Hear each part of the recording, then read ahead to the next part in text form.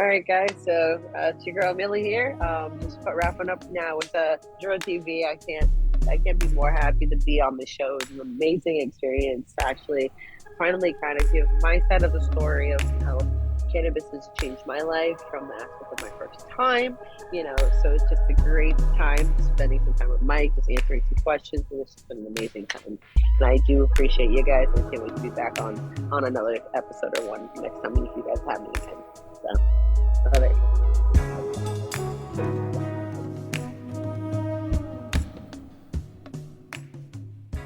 Welcome to My First Time, the show about your first time getting high on marijuana.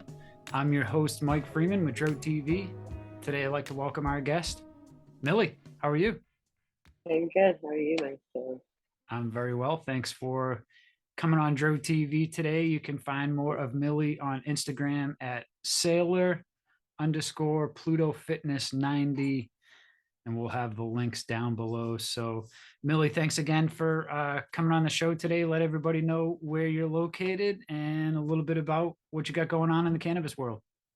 Oh yeah. So I'm located in the Orlando area. I am more in the Seminole County north west area of Orlando. That's where I'm located, and I currently I've got working for Cannabis currently now. Been there about five months. Loving it. The experience, everything in between is just a story in itself by itself on that. But you guys can always come and catch me. I'm usually there 6 days, 5 days a week. And the Longwood location that's right off of 434 on the west side of I-4. So I'm there. You can catch me there. Cool. I forgot to mention this, but we're in Orlando as well. So so maybe we'll have to pop in and say hi one of these days. Yes, definitely. Awesome. So I definitely want to get more into, I know you're very open about cannabis and your activism, as well as working for a dispensary. But the show is my first time, Millie. So please let us know about the first time you indulged in the devil's lettuce. Oh man, and it was funny because I was in church at the time also. So I was 13. Okay. It was wow. Oh, It was in really, church, like physically in church, or you were like yeah, going to church? Okay. yeah. Like I was I was in the church, so like in the church, but I was a church go like child, and that was the whole nine. So like this was like my first like rebellious, I guess you Sure. would say thing, and I was at my girlfriend's house at the time, and we really wanted to go out and hang out with these guys. We really, really did, but again, we had just literally rolled our first like joint, and we were so blasted, and we looked down, and I actually jumped out of a two-story window just to go hang out with someone and broke my ankle. That was hysterical. Trying to tell my parents how did that happen? I was like, well, kind of clumsy me. I fell down some steps. My mom was like, oh, makes no sense. I've always been clumsy all my life. Like I always have two left feet when I'm walking. So, you know, being 13 and experiencing that, it was a whirlwind. And then I picked it back up when I was around, I would say about 16, when I was like right into like mid high school. Excuse me. And with that experience, it was, I even got a different experience, because like first time you're like 13 years old, you're sneaking out for your first time, and now you're 16, you're a little more experienced, and now it's a completely different, whirlwind of a ball game. But just over experiencing the plan over a span of a lifetime, doing like a tolerance break and XYZ, just because before I got into the cannabis business, I worked in corporate America. And as everyone knows, in corporate America is still slightly frowned upon. They still drug test you and all that stuff. So you kind of have to be clean. So it makes things a little bit harder for someone who uses it as like medicine, like myself. So to actually finally be into the industry where I don't have to even worry about that at all. And pretty much everyone I work with, we're all consumers and we all talk about it. It's an amazing feeling to be, going from like how we talked about like that church, like it's the devil's lettuce. Oh, like, oh, it's bad. But now even my parents have learned over this course of the year that they've seen me in the cannabis world, from my fitness journey, because I was peaking like almost 300, to be Wow. honest with you. And at the time I was running a center by myself. It was a lot. It was during COVID, and I ended up running into my doctor at that time because he ended up running a suite for me. And he was like, "Have you ever thought about getting your card?" And I was like, "Yeah." He's like, "Okay, I'll take care of things. I paid what I had to pay, things like that." And after that, I saw a completely different side. I was more focused at work. I was more a little bit more motivated again. I had a better me, I would say. You know what I mean? Sure. And my weight started changing. I started going back to the gym. I even went and got my Zumba instructor license. So over the course of the whole year, I've lost over 75 pounds, and I can't Wow. be more happy now with this plant. And I have to say it's because of the plant. And like there's that people like, "Oh, how can you smoke and go work out?" Oh, I can do that right now. I can do circles and I can do laps around someone with a sativa brand, and just going into like and how it can help you and things of that sort. So for me, bringing that to the world and bringing that to the cannabis world, from my knowledge, from the fitness, to the Zumba lifestyle, and even to the regular, because my fiance, he's a bodybuilder. So for me, we both take that both into both of our aspects of our life, and we're like, "Hey, listen, it's not what everyone thinks, and there's a lot more people in these industries that no one knows about that actually do consume it, but we can't really talk about it much because it's still, oh, it's frowned upon. Like, why would you do that? You're supposed to be natural. You're supposed to be this, but that is natural. You know what I mean? It's a Sure. natural plant that we can grow in the backyard. You can grow in the backyard, and things like that, but and sorts. So for me, it's like if it was planted on this earth, there's a reason for us to consume it. That's just the way I am. It's like just the way, with how we eat meat and things of that sort. So, that's how the plan is for me when it comes to the lifestyle and, moving forward with, in the industry, especially being at cannabis, learning and talking to cancer patients, talking to patients like myself who suffer from anxiety and depression, and it's the ballpark is so wide now. It's just so amazing, and you get to know these patients on such more on a personal level. So that way, when they come in, and you already know if we got a new strand, you'd be like, okay, I thought about you. This one might help you with this, things of that sort. So for me, it's always a gratifying, feeling just even coming home after a long day. Even if I was there, for my 8 hours, whatever the case may be. So I just love working for the cannabis world now. So it's an amazing feeling. That's awesome.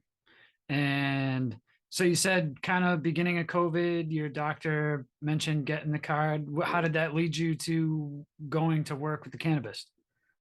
So right after like I started doing that, and I started going through some things at that job, and I just knew that my mental health was also suffering still, even though I had my card already. Um, I just needed a breakaway, so I kept applying. I applied to true, any. Let's be real. I think everyone applies to all of this sorry, dispensaries out there. And for me, it was one of those who's ever willing to give me a chance that because I've never worked in the cannabis industry. I'm ready to take it. And what was that? I think end of April, I got the call from my manager Wilson at the Cannabis in Longwood, and he was like, "Hey, I was wondering if you're still interested." I was like, "Oh, you know what I mean?" I'm like, "Of course, hands down. Like, I'm not gonna pass up an interview at Cannabis. Like, of course." So I went, interview went well, and then they sent me to the second stage, same part, the second stage, and next thing I know, I was doing fingerprints, and I was getting a call like a week and a half later, like, "Okay, your fingerprints came back. We're ready to start you. When can you start?" And it was like, and everything since then, I was just like, I'm like, this is my home. This is the world that I love. Like the 6-year-old me is so proud of me now because, it's again, it used to be frowned upon when we were teenagers, and people would try to, even the cops would try to arrest you for anything little thing now. Now you have your medical card, they ask you, "You have your medical card?" "Yeah." "Here, show them." "All right." they leave you alone. That's for me. I'm like, I love that. You know what I mean? Like, Right. I don't feel like I have to be hassled anymore or anything of that sort because I'm coming from like a dispensary, you know, or going to go see my doctor, my Right. street doctor at the time. You know, so and now even again, my dad and my mom are a lot more open to it, and even my dad, like, and it's a funny, very funny story because my dad likes to joke around. My dad, he's very proud of both of his daughters. And you know, when everyone's like, "Why would you say that?" He's like, "Well, I got one who's cop, you know, which is my younger sister, and you know, things of that sort." And he goes, "And my oldest, she sells drugs." And they were like, "Gina, why? Why would you be proud of that?" You know, and then he starts laughing. He's like, "Dude, she's legal. She works for a dispensary down the street from here." And they're like, "Oh, okay." Like they were like, "Why would you?" Like I love how he like has fun with it now, Yeah. Yeah. because it's like, because again, it's if you were called the drug dealer back then, you're like, "What? Did you get arrested? How many trap houses you got?" Things of that Right. sort. And I used to hang out with people like that as well when I was younger. Kind of, learned from a quick age that I wanted to be in the industry, but not in the illegal part of the industry. I didn't want to constantly worry behind my back and things of that sort. And I was just like, I'm just gonna have to play it clean until Florida becomes legal. And then once that became medically legal, I was just like, I was right there. I'm bored, with everything. And I've had my card now going on 2 years, and I love it. And it's an amazing asset to have with, again, suffering from depression, severe depression, and severe anxiety. Where I know, like, if I feel like a panic attack's coming, I can go ahead and take a hit of something and just be back to being centered and back to feeling like myself again versus me having to kind of go through the motions or be on pills that I don't like being on, So for me, I feel Sure. like the plant gave me back my life, per se, as everyone would say, versus trying to take these Adderalls and all this stuff that all these doctors want to give you, and I'm like, I don't want to consume my body with that. Like I'd rather have something natural, and that's gonna center me out. And that's always been the plan ever since I can remember. So, it's been an amazing feeling. Yeah, and it's funny too.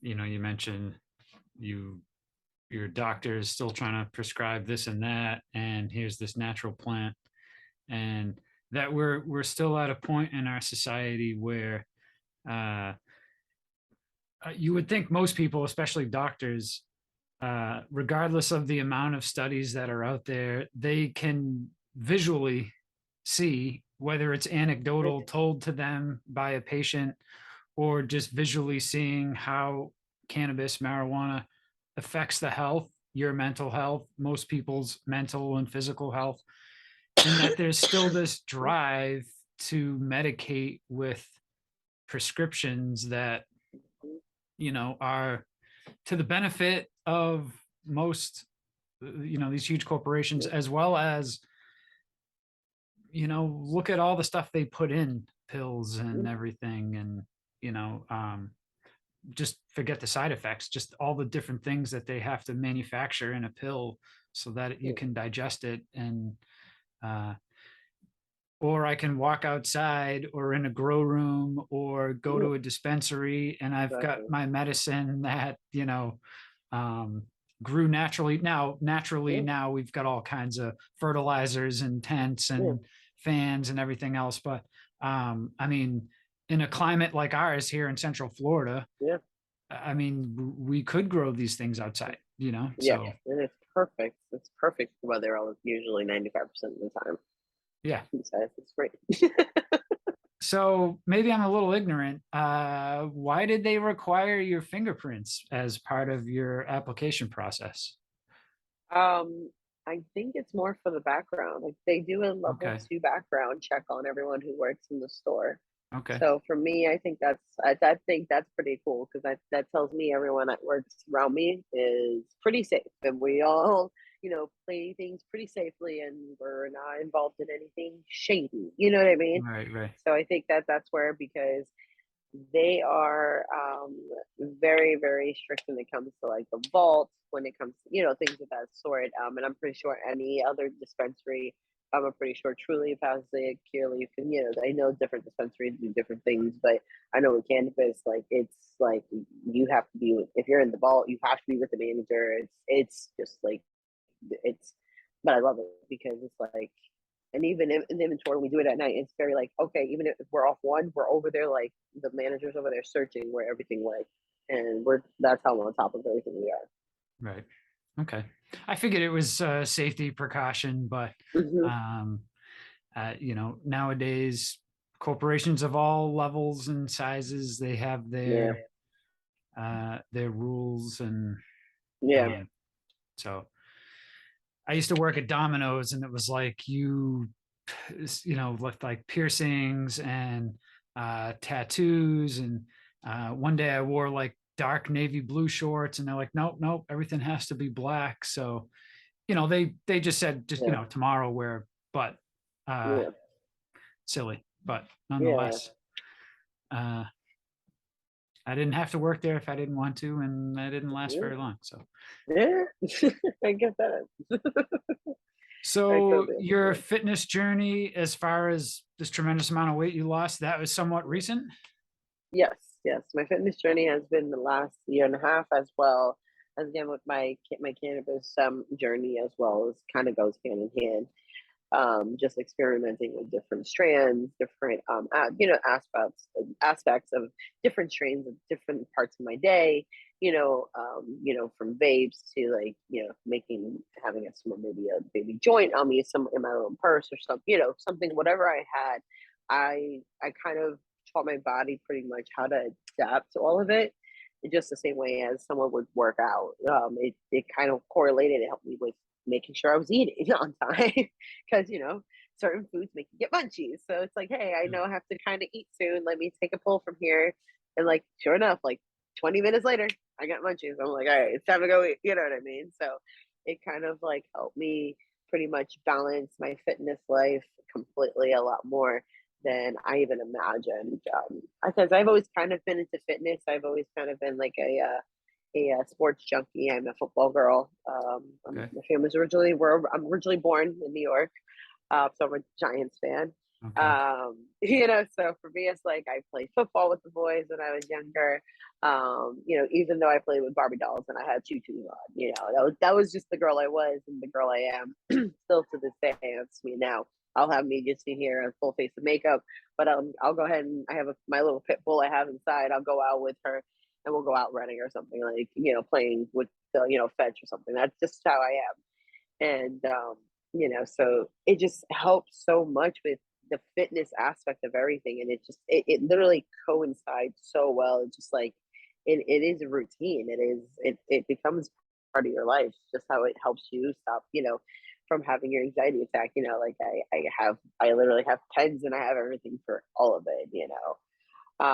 So it's just a great thing to have. I would always recommend to someone, especially if they're like suffering from like keeping focus and they kind of don't want to take pre-workout and stuff. They're like, oh, because I don't like, people in like the jitteries. I'm like, well, maybe get a medical card, call my doctor. Here you go. Like I'm passing my doctor's off, and I'm like, and get your card and try this, and I can tell you. And some of them have done it. Some of my friends have, and it's worked phenomenal for them, and they love it. And I'm so happy that I can help and partake in that journey and stuff of that sort. Just like the other day, like one of my good friends, Kevin, he got his card the other day, and he called me. He was like, "Hey, where do I gotta go? Where do I gotta get?" So I sent him to, because he's in Gainesville, so I sent him to the other cannabis out there, who to talk to.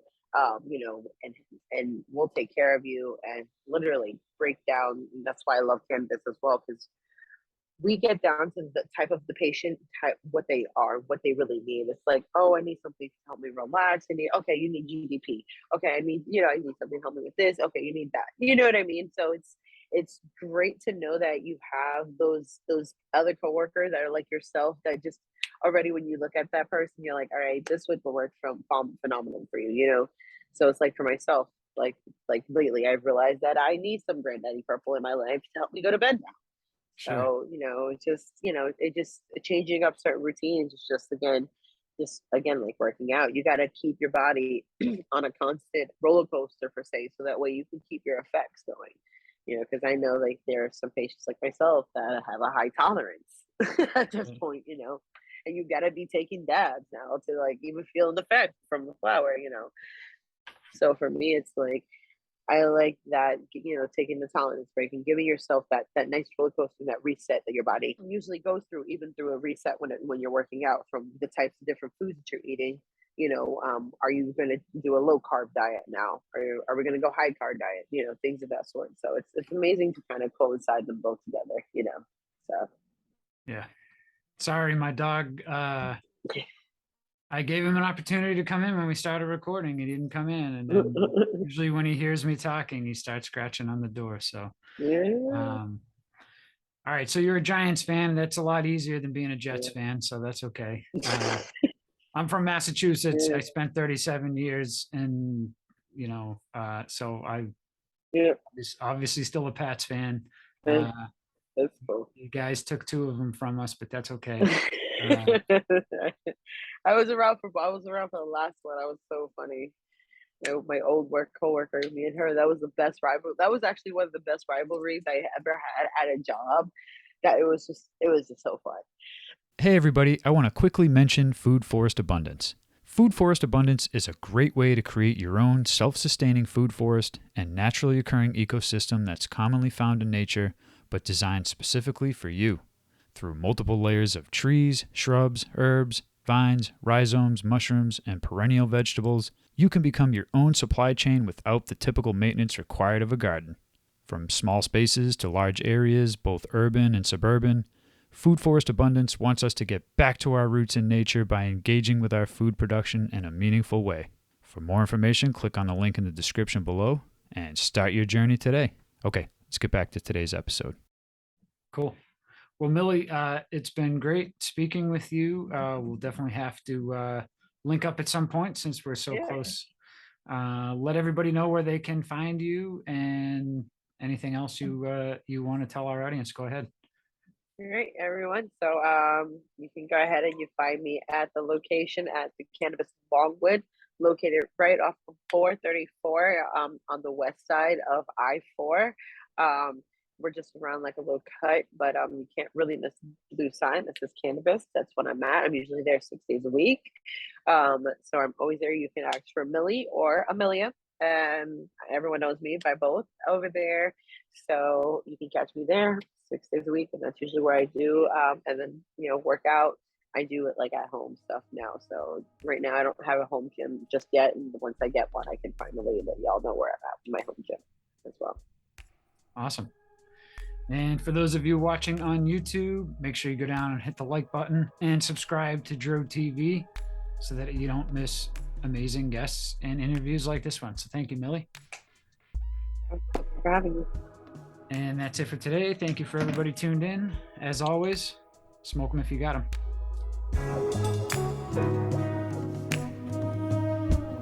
What's up, Dro TV family? You can now stream the audio version of all these episodes on your favorite podcast player. And if you like more episodes like this, check out this playlist we put together over here for you.